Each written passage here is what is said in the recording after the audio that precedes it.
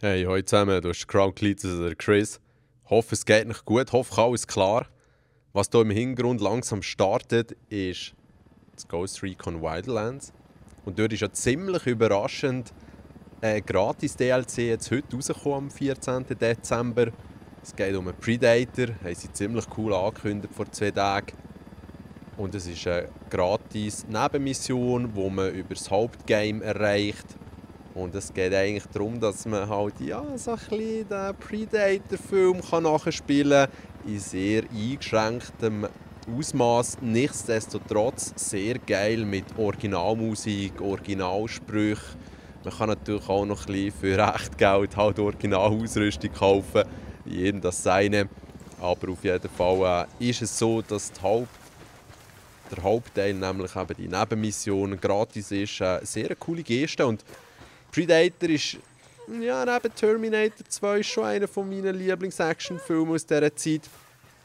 Nur schon die Szene, wo sie dort mit der Minigun einfach den Dschungel abrasieren, ist sehr beeindruckend. Und allgemein der ganze Film cool gemacht, sehr actiongeladen. Wem erzähle ich irgendetwas, wer ihn gesehen hat, weiss von was ich rede. Und so ist es dann so, dass man ziemlich unten rechts vor der Hauptkarte auf die Frau oder das Mädchen trifft und das Ganze triggert eigentlich die Predator-Mission. Ich habe jetzt hier ca. 15 Minuten Videomaterial, was ich aber sicher nicht alles laufen, weil ich wollte eigentlich möglichst wenig spoilern. Es ist so, dass ich am Schluss ziemlich aufs Maul bekomme, bin aber auch mit der falschen Waffe in diesen Kampf rein. Irgendwie ein MP7 hat sich nicht unbedingt als geeignet erwiesen. Darum probiere ich es noch mal mit etwas anderen Knarren. Ich würde gerne jetzt noch überblenden und kann es also jedem ans Herz legen, wer auf Actionfilme steht, wer Predator kennt und am besten Fall noch gerne hat, ist mit dem gratis DLC bestens bedient. Auch wenn er nicht allzu lang geht. Das ist etwas, was sehr cool gemacht ist. Und in diesem Zusammenhang möchte ich noch kurz erwähnen, dass Ubisoft, in meinen Augen haben sie es ziemlich gut gemacht dieses Jahr. Es gibt andere Hersteller, Publisher, sorry, jetzt habe ich mich hier immer wieder ein bisschen verschluckt. Aber gerade Electronic Arts, spreche ich es mal aus, haben ja absolut ins Klo gegriffen dieses Jahr. Die Qualität der Games mag ja noch das eine sein, aber gewisse Entscheidungen, Microtransactions, ist halt einfach schon nicht so cool gewesen. Seien wir ganz ehrlich. Und darum, Hut ab, Ubisoft hat jetzt jahrelang eigentlich auch ein bisschen Crap bekommen für ihre gleichen, immer wieder Turm aufklettern Games. Und mal, also dieses Jahr Rainbow Six Siege, das ich selber nicht spiele, aber immer wieder gut darüber hören, hat jetzt gerade die nächste Season announced bekommen. For Honor geht auch weiter. Für Steep haben sie wieder das Olympia-Update. Auch hier bin ich nicht so interessiert rausgebracht, aber gleich coole Sachen, wie auch der gratis DLC. Ich bin nicht von Ubi supportet, unterstützt oder sonst irgendwie bezahlt. Das gefällt mir wirklich persönlich sehr gut. So, jetzt hören wir, ich habe schon fast ein bisschen zu viel gezeigt. Und ich würde noch schnell gerne zum Fortnite über switchen, wenn das in Ordnung ist. Es ist nämlich so, dass wir das ziemlich gäbig am Zocken sind. Jetzt muss ich schnell schauen, was ich hier genau starte. Ja, das ist das Richtige. Gut. Ja, sind wir ziemlich am Zocken, auch im Duo-Modus, was ich am meisten spiele. Sind es jetzt gegen die 10 Stunden und das ist ja nichts im Vergleich zu anderen Games, aber ich denke, es geht wieder. Es ist ein Gratis-Spiel, du musst nichts von diesen Kostümen kaufen, die natürlich auch leicht überteuert sind. Oder von diesen anderen Axt-Skins, Hacken-Skins, Gleitschirm, Fallschirm-Skins, muss man wirklich nichts kaufen. Ich habe bis jetzt gut widerstehen. Jedem das sein auch hier, wer dort investieren will. Irgendwann werde ich es vielleicht machen, weil, wie gesagt, es ist absolut gratis und was sie hier bieten, ist geil. Es wird immer wieder mit Updates versorgt. Ich freue mich jedes Mal, das zu zocken und es ist sehr spannend. Es ist für mich, und sicher nicht nur für mich, eine absolut neue Erfahrung. Der grösste Rush früher, in Anführungs- und Schlusszeichen, war für mich halt gern im Call of Duty einen geilen Lauf haben, richtig abkassieren.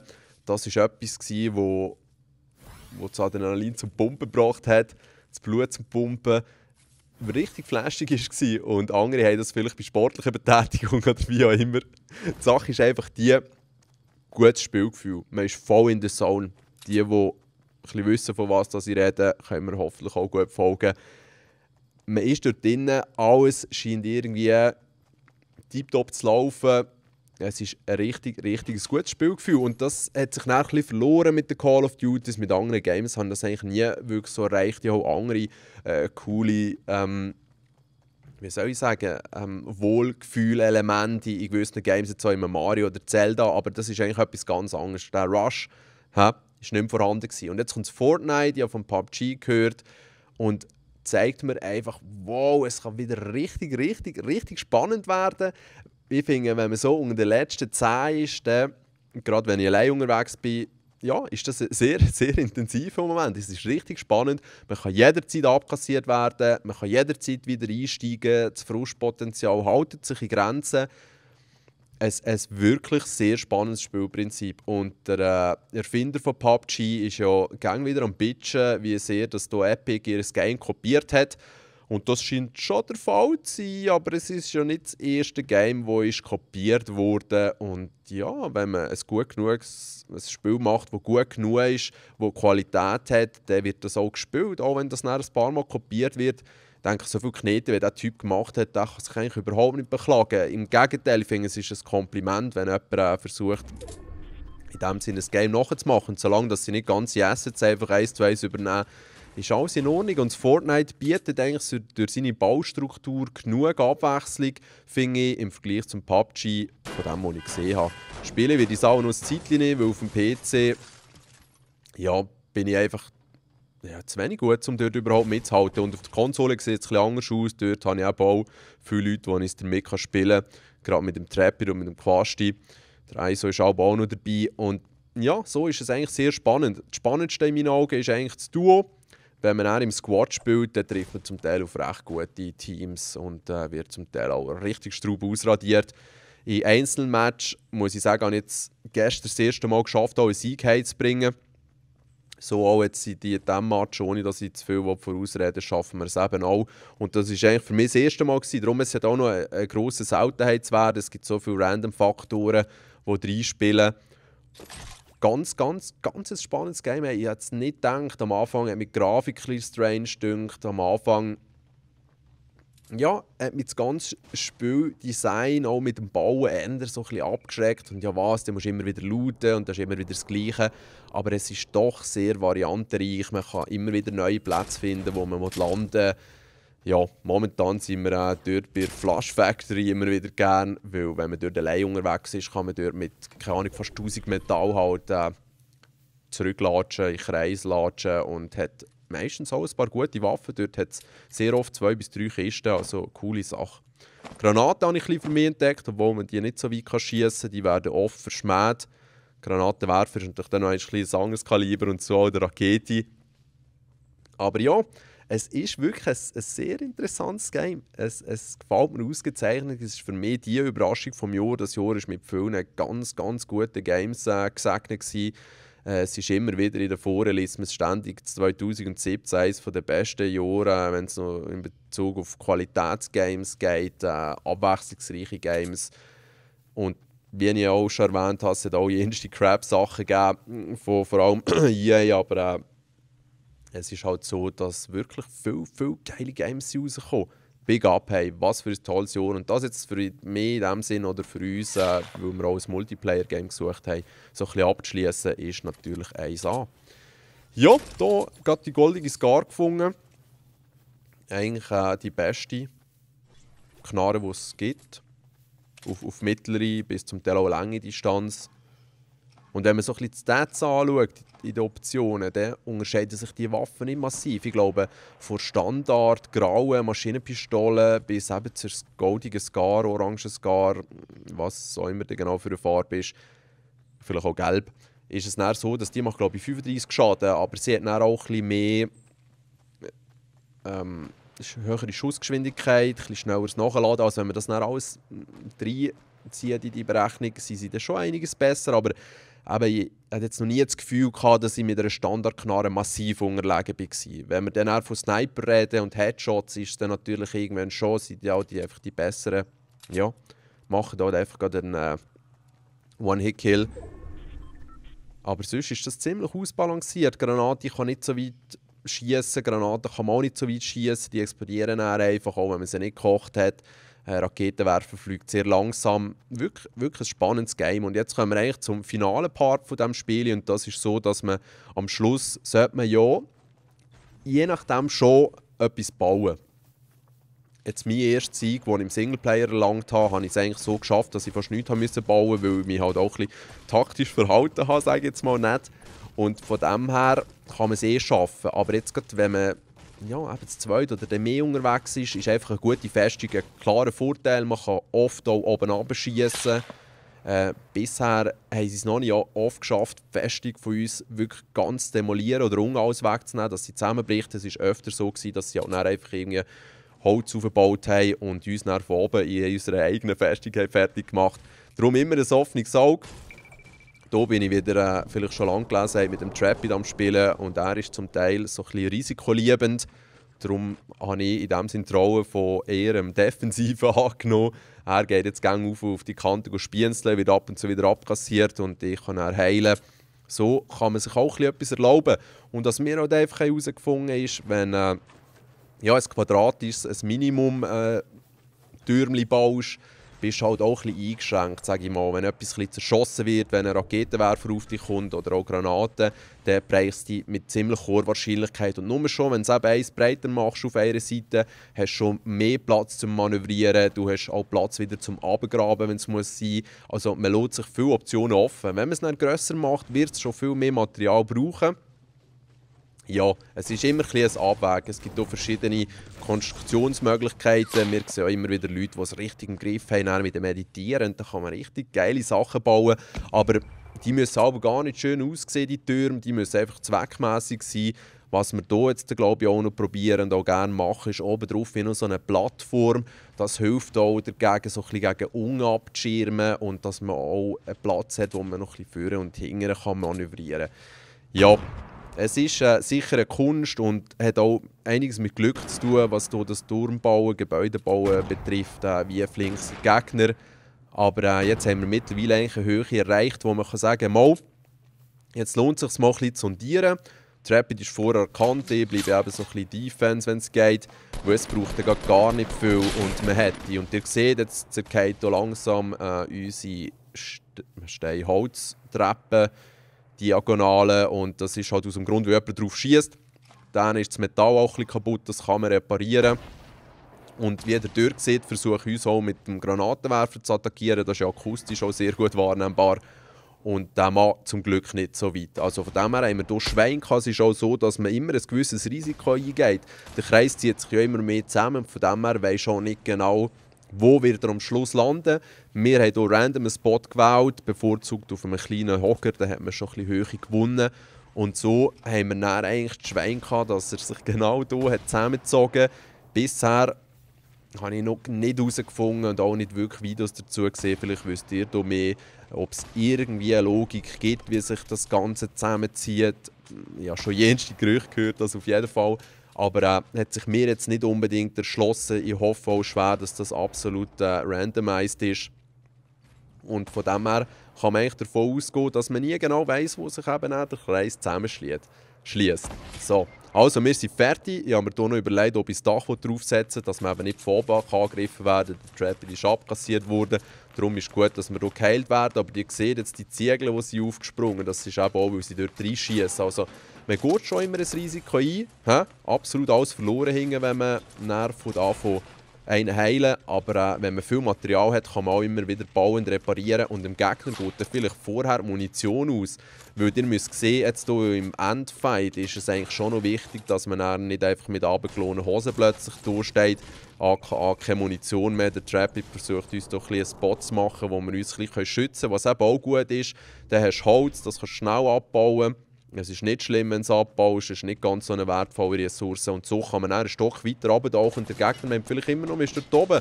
Es kann ihm nichts passieren, man baut immer wieder nach. Und irgendwann haben sie keinen Mund mehr. Klar hat man zum Teil auch 200 Schuss mit einer Knarre, aber hey, schiesst uns alles weg, was ihr könnt. Ja, irgendwann sind wir dann hier und schießen zurück. Jetzt hier hat er gesehen, sie waren einen Steg am Aufbauen. Das Rapid wieder mal abkassiert wurde. No offense. Ich meine, wie gesagt, es ist sinnvoll, wenn man ein bisschen unterschiedliche Strategien fährt. Und so kann einer immer ein bisschen spielen, ein bisschen vor sein. Und dieser schaut halt, dass das Team noch nicht abkackt. Ein bisschen Bandagen auspacken. Und wie gesagt, die sind jetzt hier auf dem Aufklettern, versuchen, ihn abzukassieren. Das Rapid hat es geschafft, wenn ich mich nicht täusche. Und ja, so hat man eigentlich den Angriff können vereiteln. Ich habe doch ein bisschen probiert, das Ding wegzusprengen mit der Granate, aber hat nicht ganz so gut funktioniert. Jetzt hätten wir hier eine potenzielle Angriffsmöglichkeit vom Gegner, haben sie schon ziemlich viel gebaut, aber es kann für uns natürlich auch ein Rückzugsort sein, sozusagen ein Plan B, um einfach rauszujumpen, rauszusäckeln, wenn sie uns zu hart angreifen. Das heisst, wir sind eigentlich gar nicht so in einer schlechten Situation, können uns da aber wiederum ein bisschen eine bessere Defense aufbauen. Und wenn ich mich nicht täusche, kommt es jetzt, glaube ich, so weit. Ja, genau, ihr seht es ja oben in der Minimap, dass eben der Kreis sich effektiv innerhalb von dem Spot hat zusammengezogen, wo wir stehen. Wären wir jetzt außerhalb, hätten wir in dem Sinn verschissen, dass wir sehr viel Material hätten verbaut und eigentlich den Spot müssten verloren. Aber es ist in meinen Augen nicht immer ein Nachteil, wenn man halt einfach unterwegs ist, weil klar, so sind wir auf jeden Fall besser geschützt, aber man verkämmt sich dann zum Teil auch fast ein bisschen und bekommt nicht so mit, was abgeht. Darum ist Kommunikation in diesem Game logischerweise A und so. Auch wenn wir zum Teil einfach gerade über Karten ziehen, hat mittlerweile jeder seine klare Rolle. Und jetzt hat er gesehen, jetzt ist ein bisschen zu weit vorgelaufen, der Trap, die ist runtergefallen, hat ziemlich Schaden genommen. Ich gebe es zu, ich habe dort ziemlich ausgerufen, was das soll und so, ein bisschen zu viel riskiert. Aber er hat es dann geschafft, dass er unten eine Tür reinmachen konnte, ist unten wieder in unsere Festung rein, hat festgestellt, dass einiges kaputt ist, hat dort ein bisschen repariert. Und wir haben dann gesehen, dort in der Mitte, unter der Minimap, sieht man ja das Personensymbol, Kopf- und Brustkasten. Es hat noch 4 Gegner, oder besser gesagt 4 Spieler, und 2 davon sind der Trapid und ich. Das heisst, die 2 dort unten sind die letzten Verbleibenden. Jetzt sind die dort, wie ihr seht, mit ja, auch Holz am Bau, das heisst, sie haben eventuell nicht mehr so viele Ressourcen. Ist nicht ganz so klar, was sie machen wollen. Ich will nicht unbedingt viele Schüsse verschwenden, schießen ein paar Mal. Sie versuchen dort noch einen Mauer aufzuziehen. Aber ihr seht, der Kreis zieht sich eigentlich um sie zusammen. Und wir sind eben definitiv in einer besseren Position. Jetzt geht es noch 47, 46 Sekunden, bis das Gewitter dann halt einfach anfängt und sich von zusammenziehen anschließen. Jetzt versuchen sie effektiv noch mit allen Mitteln uns wegzugranaten, aber die Granate ist eigentlich vor meinem Gesicht explodiert, also richtig schwenken. Und jetzt seht ihr, mache ich hier wie noch so einen Balkon, damit wir auch ein bisschen geschützt sind von unten. Und damit man sie eigentlich auch ein bisschen besser abdecken kann, wenn Granaten zu fliegen kommen. Der Trapid ist jetzt unten am Fighten, sie am Kommunizieren. Ich versuche doch ein bisschen zu editieren, um ein Fenster rein zu machen. Läuft alles noch nicht ganz so flüssig leider. Und sehe mich dann auch ein bisschen in einer gefährlichen Position, wenn ich hier versuche rauszuspienzeln. Er selber ist doch ziemlich gäbig. Zum Glück habe ich hier etwas hergebaut, das mich geschützt hat. Ziemlich gäbig am Rumhüpfen und am Granaten verteilen, aber ihr seht, der Kreis fängt sich jetzt zusammenziehen. Es geht noch 24, 23 Sekunden. Und ja, er ist on the move, das heisst, sie müssen sich jetzt auch bewegen und haben nur noch so wenig Leben gehabt, dass sie halt einfach vom Sturm aufgefressen wurden. Also in dem Sinne fast ein easy Sieg, aber nichtsdestotrotz bis zum Schluss können ausharren und bis am Schluss können durchhalten und somit das erste Mal einen Gruppensieg heimgebracht. Das war ein spannender Moment, effektiv, richtig spannend. Wenn ihr jetzt noch Lust habt und die Ohren noch nicht abgeht, starte ich doch jetzt noch schnell gerade diese Runde, die ich noch gemacht habe. Da würde ich sagen, steige ich irgendwie vielleicht bei 12 Minuten ein von diesem 15-Minuten-Video. Schnell schauen. Ja, das ist ein bisschen früh. Ich muss noch einen rückwärts kumpen. Gehen wir bei 9 Minuten rein. Gut.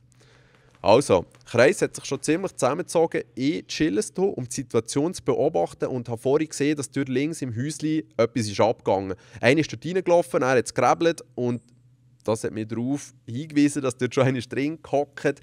Jetzt hat er diesen eliminiert. Wir sind runter auf 5 Spieler. Ich weiss, dass vor mir auf dem Hocker einer hockt, mindestens. Und bin deshalb so ein bisschen hinter dem Stein geblieben, habe darauf gewartet, dass der das Gebäude durch die Tür verliert. Das passiert aber nicht. Ihr seht, er macht oben ein bisschen frei, dass er dort gegebenenfalls ein bisschen agieren kann. Und ich dachte, ich brauche mein Päckchen, Medikit Pack, das gibt einem 100 Leben wieder zurück. Weil wenn ich es jetzt nicht brauche, ist es vielleicht nicht zu spät. Ich habe irgendwann mal einen Purple Scar aufgelesen, die hilft natürlich sehr. Und da habe ich mich jetzt entschieden, im Schutz von diesem Baum so ein bisschen vorzurücken, habe versucht, nicht von rechts oder von links abkassiert zu werden und habe mitbekommen, dass die Gegner eigentlich um mich am Fighten waren. Jetzt, ich habe fast keine Materialien, klar 181 Holz, aber eben Holz ist nicht wahnsinnig stabil. Und auch wenn ich 119 Metall habe, so weit kommst du mit dem auch nicht.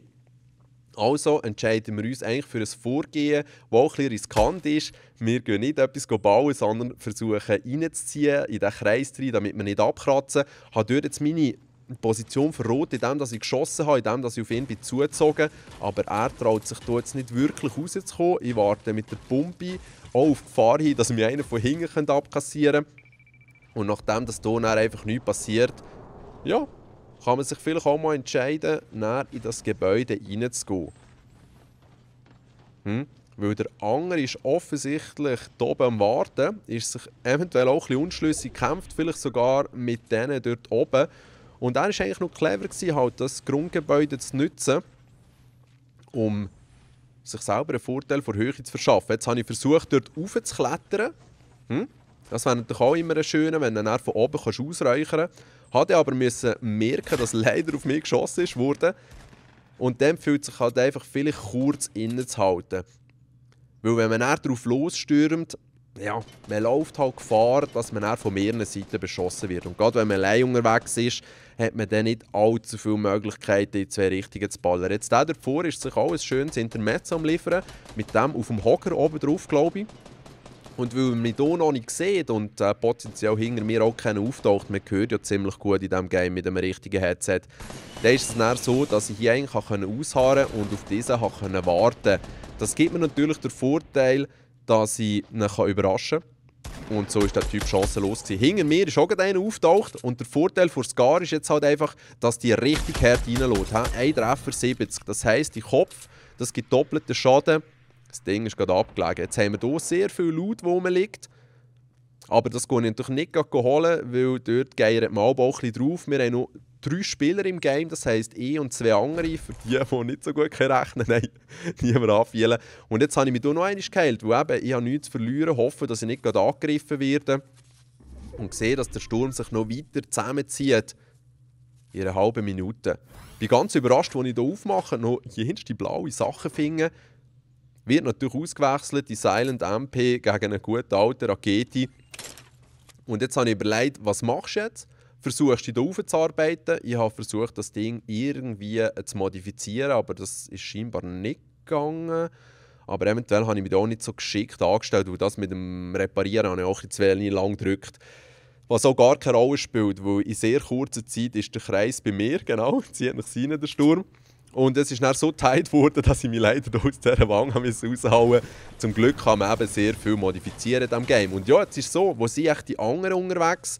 Ich will eigentlich nicht das Risiko eingehen, durch die Unge herumzuhühnern. Das heisst, es gibt nur eine Rampe aufbauen und hoffen, dass man nicht während dem Bauen abkassiert wird. Ja, gang noch am checken, wo ist echt der Gegner.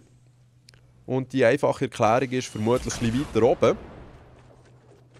Jetzt habe ich hier richtig Schwein und der hat mich dort überhaupt nicht vermutet, hat sogar noch das Bauelement draussen und ist eigentlich ziemlich chancenlos gewesen. Ich wiederum habe aber auch gäbig Schwein gehabt, weil ja, Jesus Christ, der hat mich nur noch eins treffen müssen, dann wäre ich weg gewesen. Wieder runter heilen, die Medikits sind Gold wert, von den Tränken fürs Schild habe ich leider nichts mehr gehabt. Und auch hier eher wieder eine defensive Vorgehensweise. Ich hätte natürlich jetzt wiederum raufgehen können, stürmen und diese noch abkassieren. Das hat vielleicht auch funktioniert, aber ja, ich muss sagen, ich habe schon zu oft die Scheisse gelenkt, auch mit so Sprungmanöver. Und ja, man ist das schon ein bisschen kribbelig, oder ich bin das schon ein bisschen kribbelig, wenn es wirklich nur noch so wenige Spieler sind. Und darum ist ein cleveres Vorgehen bevorzuge ich durchaus. Nicht, dass ich dort noch im Eifer des Gefechts einfach irgendeinen Crap baue. Ja, hier noch einsammeln, was ich auch brauchen kann und auf gut Glück mal schauen, was dort oben abgeht. Und tatsächlich dieser Typ an einer ähnlichen Stelle mit dem Raketenwerfer in der Hand völlig chancenlos gewesen. Ganz ein geiler Sieg. Hey, ja, die Family war gerade nicht rum. Ich habe richtig schön Freudenschrei rauslassen. Hey, ich hätte es schon länger nicht mehr im Game. Also, ja, das Ganze ist innerhalb von 2 Games passiert, wo ich im Trapping gewonnen habe, ist er dann aufgegangen. Und ja, ist es mir dann auch gelungen. Also wirklich ein schöner Abend in dem Sinn gewesen. Und klar gibt es viele Sachen im Leben, die einem viel mehr euphorisch stimmen als so ein Game. Aber ja, wer das Hobby auch hat, kann das durchaus teilen im Jahr. Und ja, merci für die ewige Aufmerksamkeit. Jetzt habt ihr lange durchgehalten. Ich wünsche euch eine gute Zeit und ich denke, man hört sich das schon noch schnell vor Weihnachten. Für die ich noch nicht auf Comments geantwortet habe, das tut mir ganz leid. Ich bin so eine Leide. Wenn es darum geht, Kommentare zu beantworten. Ich lese immer sofort und denke, ja, ich tue dann oben zurückschreiben und irgendwie 2 Wochen später merke ich, ja, dort ist schon noch etwas offen, darum soll niemand betrübt sein. Es freut mich, immer von euch zu lesen und ja, habt's gut. Tschüss zusammen.